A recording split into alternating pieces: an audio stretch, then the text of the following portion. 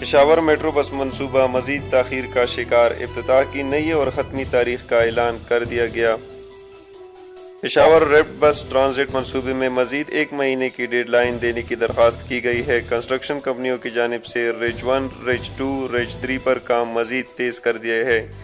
BRT منصوبے کا افتتاح 29 اپریل کو کیا جانا تھا۔ صوبائی حکومت کی جانب سے 6 مہینے کی ڈیڈ لائن اس حوالے سے دی گئی تھی۔ تینوں فیزوں میں کام 20 سے 60% تک مکمل ہو چکا ہے۔